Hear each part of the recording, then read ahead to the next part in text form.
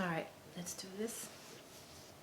Bonjour everybody, welcome back to my channel. Welcome if you are new. My name is Luisa. You are watching Lulu, c'est la vie. And for today's video, I have a big announcement. Your girl is expecting a little baby for mid-March of 2023. I am currently 22 weeks pregnant. I will be 23 weeks in 2 days.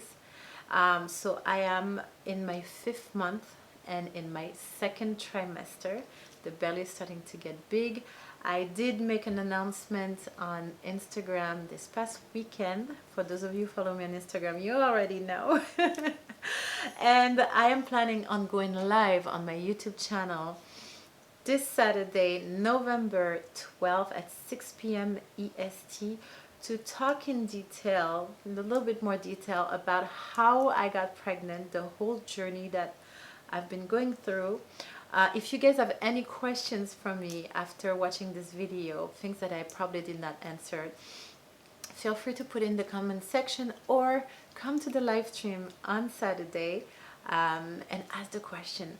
I know it's been a long time since I've done a live stream, and you guys, or some of you guys, been waiting patiently, and I really appreciate that. Thank you so much.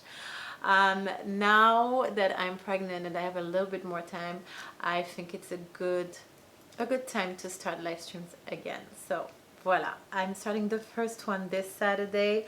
I'm not sure what frequency I will get, but this is what's going on. Now in this video, I'm going to share with you how I found out I was pregnant. I'm going to share with you my first trimester, the symptoms I had. I'm going to share with you little stories that that happened to me during my first trimester. And then I'll stop at 14 weeks of pregnancy, and then I will do another video about the rest of the pregnancy, and eventually we will catch up to where I am, how I am today. So don't worry, this channel is not going to turn into just maternity. I'm still going to do hair and beauty and a little bit of vlogs, but I will have some maternity content from now on, which I'm super excited about. I hope you are too. Before I get into the meat of this video, if you guys are enjoying the content, please do not leave without giving me a big thumbs up. It really helps me out and let me know that you guys are enjoying this content. If you are coming back for more of my content, please subscribe to the channel. You'll get some notification to let you know that I just posted a new video. And if you think my content can help somebody in need, feel free to share the video with them, or just share the video on your social media. It really helps me out. All right, with no further ado, let's get into this video. Okay, so how did I find out I was pregnant? The first symptom I had was my hips. My hips were hurting me at night. I would have to toss and turn several times through the night because I like to sleep on the side. But after like 5-10 minutes of laying on my side, my hips were hurt, so I would have to turn to the other side, and same thing would happen after like a little bit. It would be really uncomfortable. I would compare that to if ever I did a very intense workout, or a workout that I'm not familiar with, that would work my body in a different way than usual. You know, sometimes you get those tiring pain. After the second morning, I decided to do a pregnancy test. Now, I only have those cheapy pregnancy tests, those little stick you pee on. I do not have any Clear Blue or First Response or whatever because they are overpriced. And when you're trying to conceive, you end up buying a lot of pregnancy tests, and you realize real quick that it's a budget. Okay, so I decided to buy a box of 100 cheapies on Amazon for $20 or $15. Can't remember how much it was. And I've had this box for years, so much so that I think that they expired. Believe it or not, they have an expiration date on them. So I think that like a year expired. I think they expired last summer. But anyways, that's all I had. So I peed on the sticks. Actually, that morning, Nigel and Ella were in the bed. I was in pain with my hips. I go to the bathroom, that's right here. I pee on a stick, and I go from this bathroom to this window that's right behind you, trying to read this little chippy stick, and I do see two lines, with one strong one, the test line is strong, and then the actual P line is a little bit faded. So I call Nigel and I'm like, hey babe, can you help me read this please? And he comes, and I can't say this pregnancy test because Ella's in the bed and I don't want her to know what's going on yet. And Nigel comes. Now I have 20/20 vision, he doesn't, so if he sees two lines, that means there is two lines, it's not my imagination. And he was like, yeah, I see two lines. And so we both know what that means. And Ella goes, mommy, do you have COVID? And I'm like, no baby, I don't have COVID, I'm okay. Anyways, we were not excited, we were not overwhelmed with joy, I did not cry, I was not shaking, I was very calm. We let that information sit with us for the rest of the day. Now it was a matter of knowing if this pregnancy was going to stay, or if the fetus was healthy, you know. Now, mind you, I went through a round of IVF before that was not successful and very disappointing and very, draining physically, mentally, financially. So, it was a lot of all that. I will do a video about my IVF experience, because if I talk about it in this video is gonna last an hour and a half. I will also talk about it on Saturday during our live stream. So if you want to hear more about that, make sure to come and see the live stream on Saturday. So that's how I found out that I was pregnant. It was early July at that point. Now I'm going to talk to you about my first trimester. I'm going to cut it into 3 sections. I'm going to talk about week 4 and 5, which is the week I found out I was pregnant, and the following week after that. Then I'm going to talk about week 6 till 10, which were the hardest week of my pregnancy so far, of the first trimester. And then I will talk about week 10 to 14, which is when the pregnancy started to get a little bit easier. The symptoms started to alleviate a little bit, and I got myself back slowly. Let me get my little journal. Let's see. First of all, can we just take a look at this little baby right here? Look at this little profile, my baby, my baby. All right, so I'm going to start with week 4 and 5, which is early July. That's a list of the symptoms that I wrote down for those 2 weeks. I started to feel a little tired, a little bit more tired than usual, but nothing too crazy. I still had this annoying hip pain, especially during the workouts, on the days that I would work out, and the night of the workouts. So I had to chill a little bit on my workouts because of those hip pain.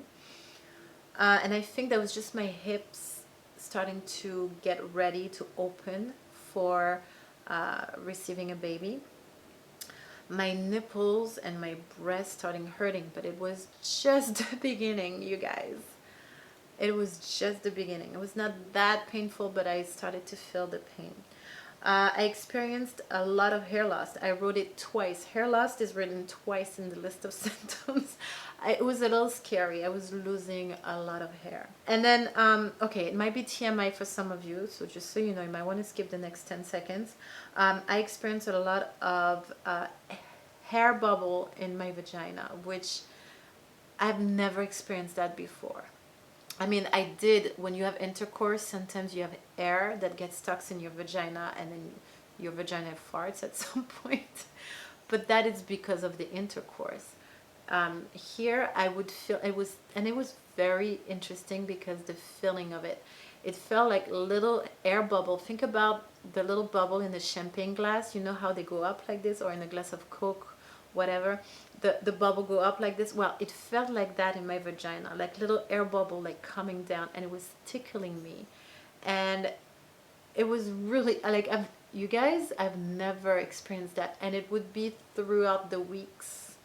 It eventually went away. I don't remember exactly when, but that was like, what the heck? What kind of symptom is that?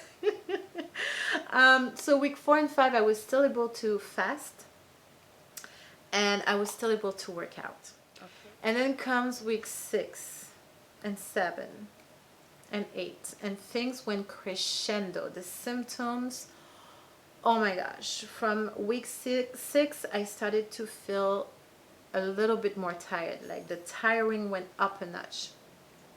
Same thing with the nausea. It's starting to come in. I didn't feel nausea before that, but nausea started coming in at week 6. And then I remember it was hard for me to keep a nice mood because I was tired and nauseous. I started to lose my appetite, but I still could eat. I remember saying to myself, how can I be nauseous and hungry at the same time? This doesn't make any sense. I started to get a little too tired to work out, and the nausea was starting to get stronger. That's what I wrote down. Week 7, I felt very exhausted. I felt very nauseous. I had shortness of breath, like it was hard for me to catch my breath.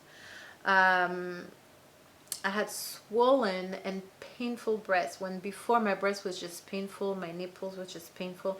Now my breast started to get big at week 7. My nipples, oh la la la la. If you would brush, if I would do just this, I would be like, oh, the pain. And I saw my nipples getting bigger and darker too. And I just couldn't eat much at week 7. I think that week 7 was like the peak of my symptoms. Starting week 8, I don't know if I got used to the symptoms or if they started slowly to go down a notch, but I write down symptoms are slowing down a notch. And I did have my first prenatal appointment, and I could hear the heartbeat, and I could see a little something, you know. Let me find a better spot.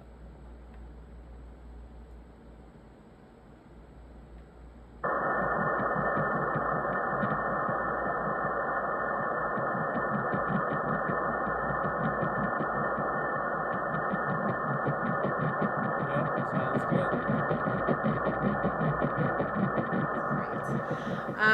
Week 10, week 9, I was starting to feel better, less nausea, and a little bit less exhaustion. My digestive system started to slow down big time, and that was, I think, not the most annoying. The nausea and the exhaustion was very annoying, but the slowing down of the digestive system, which is a natural thing, like you have certain hormones in your body when you're pregnant that makes your digestive system slow down so it could get all the nutrition from your food, so it can feed the baby and the rest of your body, of course. But what that implies is every time you eat, within the half hour after you ate, your belly just starts to get huge. And so I would actually look like I had a pregnancy belly when really the baby was like that big, and it was all intestine getting swollen. And it was really annoying. And I started to have like gas and hiccups and things like that. I did not gain any weight at that point. Week 9, I was still at 62.5 kilograms. Oh, and then that's when I experienced the crazy stories. So here's a story for you.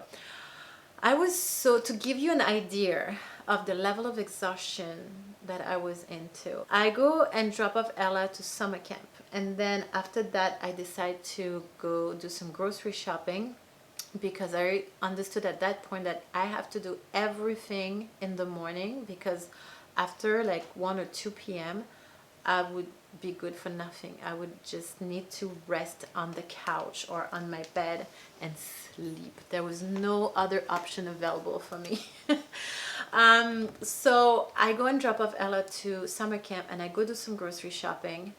It takes me a good 45 minutes to do it because I was so slow and tired, and I was in a kind of a fog. Like I was not like, yeah, let's do this, whoop whoop, grocery shopping. No, no, no. I was like, okay, I can do this one step at a time. I'll go through this. And I finish with my groceries, get back to my car, and I realize that I don't have my car keys with me. And so you know that feeling when you know that the keys are inside the car. I look inside the car and I see the keys in the engine.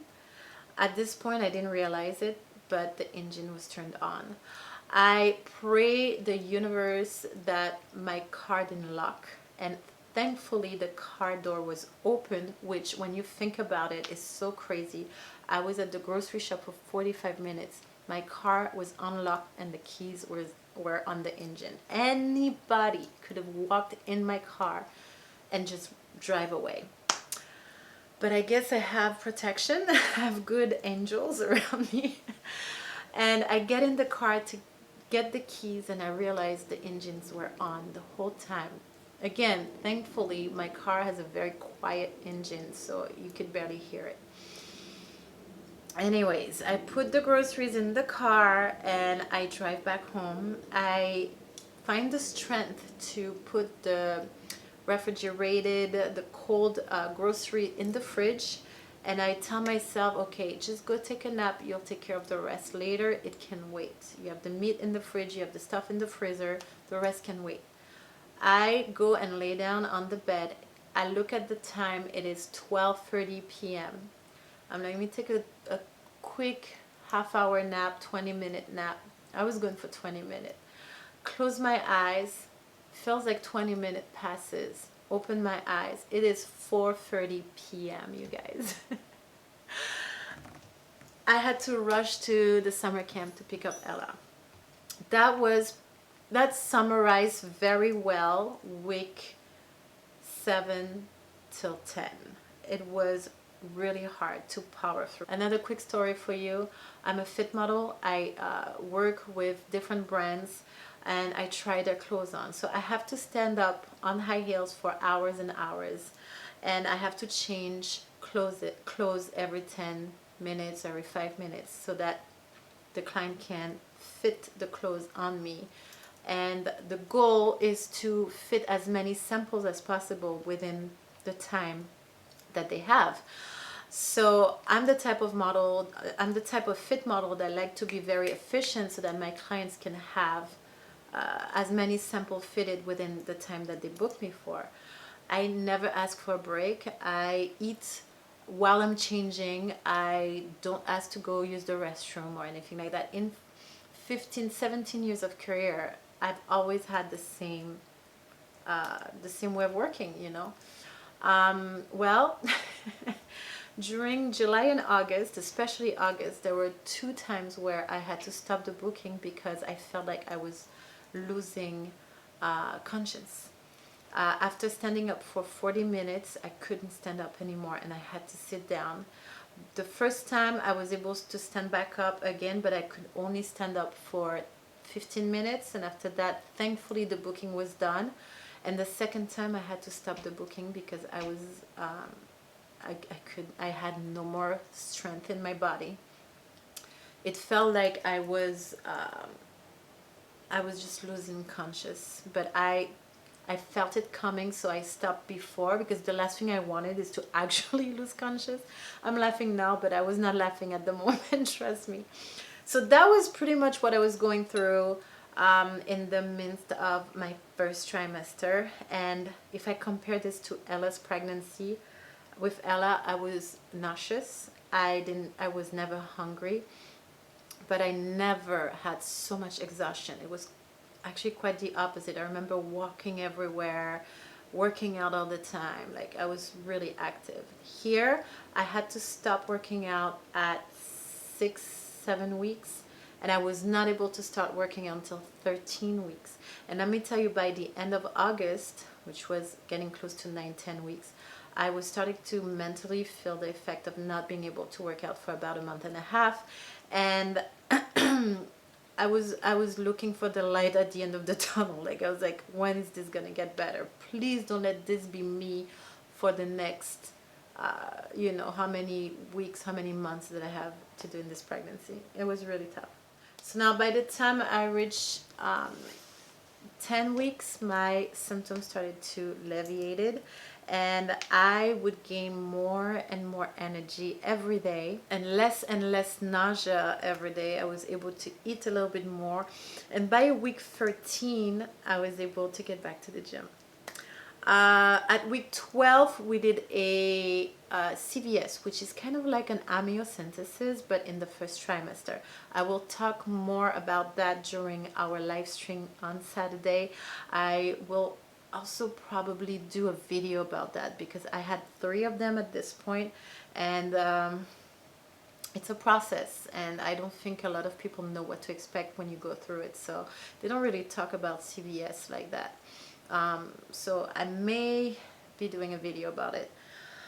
And during that CVS, we had a long sonogram where we were able to see the baby's body the whole time, and we were able to see the baby's profile, which was the cutest profile I've seen. It was just nice to, after all that suffering, to see the baby, you know. The CVS is a procedure where they put a needle in my lower belly and they extract a little bit of the amniotic fluid so that they can get the baby's DNA. They have to cultivate it for weeks and weeks and weeks.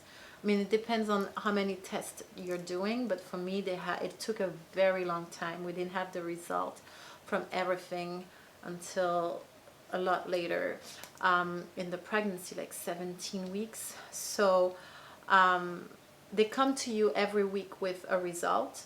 So we knew real fast that there was no trisomy. We got to know the sex, which I will do a little gender reveal just for you guys, just for the my YouTube community. So I'm not gonna tell you what sex the baby is. You know, every week they would come back to us with results. And so that was that for the first trimester. Things got hard and pretty intense, but they also got better and better towards the end. As far as my emotional state of mind, I was doing okay until I reached, I want to say 9 weeks. No, I was not doing okay as far as the symptoms. They were hard, don't get me wrong, but I was powering through them. But when I reached 9 weeks, I started to feel the effect of not being able to go to the gym regularly and all that. And if you follow me, you know that for me, working out is a way to regulate my physical and mental health. And so I reached a point towards the end of August where I started to feel physically and mentally depraved because I was sleeping all the time. I felt a little bit worthless. I was not as productive as I wish I was. I was never getting enough sleep, and it was starting to get on my nerves. But thankfully, a couple weeks later, things started to get better. And by, like I said, 13 weeks, I was able to get back to the gym. What else can I say? As far as the connection with the pregnancy, I did not allow myself to get attached because as far as I was concerned, this pregnancy could end at any time. I was also not allowing myself to get freaked out about everything and anything. I was in a very neutral state of mind where if it's a miscarriage, it's just one more miscarriage, and if it holds on, this is just step 1. Step 1 was not getting a miscarriage. Step 2 was DNA result, and then step 3 is delivery. All right, I think this is it for how I found out I was pregnant and my first trimester. I'm gonna show you now a little belly shot of me because you know you guys have not, if you don't follow me on Instagram, you don't know. So, and I'm not sure what thumbnail I'm gonna put out there yet. I'm thinking about a thumbnail of my body, my full body, so you guys can see, or 3/4. But here it is. Here's a belly shot. Bear with me, I have to move my camera a little bit. All right, my love, so this is the belly at 22 weeks. This is It's the end of the day for me, and usually my belly is a lot bigger in the afternoon than it is when I wake up in the morning. A lot bigger, you guys. It's ridiculous. I actually have a picture of me one morning waking up with almost a flat belly. I'll put it right here. And on that picture, I was like 20 weeks pregnant. 21 weeks, and Ella was like, where's your baby? Where did the baby go? But yeah, this is what we're working with right now. 22 weeks and still counting. All right, my loves, I am all said and done with this video. I hope you guys enjoyed it. Don't forget that the live stream is happening this Saturday. I hope you can make it at 6 p.m. EST on November 12th. And if you don't make it, I will leave the live stream on my channel so you can rewatch it. It's gonna be a long one because my live streams are usually like an hour and a half, 2 hours. If you have any questions that you would like for me to answer during the live stream, even if you can't watch it live, you know, you can always rewatch. Feel free to put it in the comment section down below. I will see you guys next week with a new video. Until then, my love, stay happy, stay healthy, have a beautiful life. Au revoir et à bientôt. Hey, c'est la vie.